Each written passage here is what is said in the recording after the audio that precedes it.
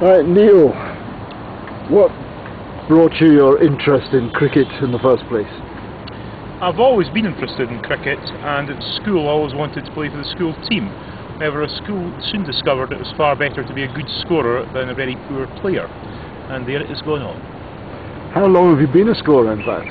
I started scoring 1967. That'll make it 42 years first started scoring. By golly.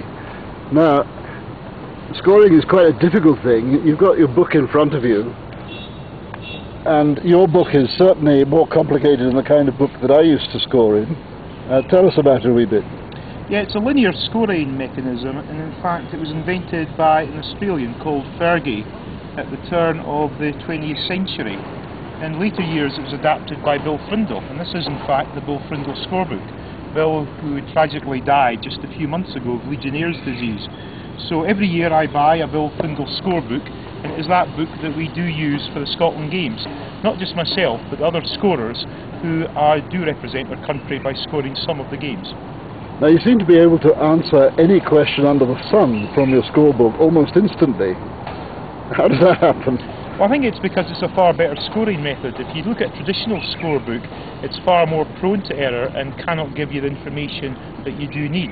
And often you'll get journalists or spectators coming to you asking how many balls a certain batsman's faced. Well, this scorebook can instantly give you that answer, and that is the great benefit of it. Now, you're also the Scottish historian, and how far back do the records go in Scottish cricket?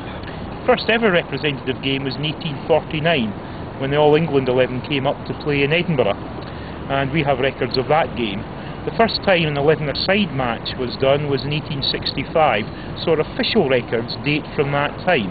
And we've got averages, runs, wickets, the lot date back from 1865, and all obtainable on the Cricket Scotland website. I work closely with David Potter. He is a technological expert, and he makes sure all that detail is available on the website.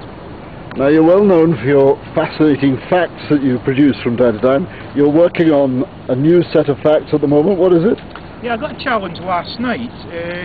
Craig Wright and Colin Smith, who seem to be joined at the hip, with pretty similar shapes anyway, came to see me just after the game and said that we'd played a lot of games together and wondered how many dismissals there were, which were caught Smith, bowled right. So I've spent this morning going through the records on the Cricket Scotland website and find in fact that they've played 134 times in the same Scotland team. Very high proportion of Colin Smith's 169 caps. Number of catches is a bit disappointing, and Colin Smith thought it'd be about 60. In fact it's 39. So there's been 39 instances of caught Smith bowled right. Perhaps more unusually, there's also been 5 occurrences of stumped Smith bowled right. There was 3 innings in 2000 and a match played at Uddingston against Denmark.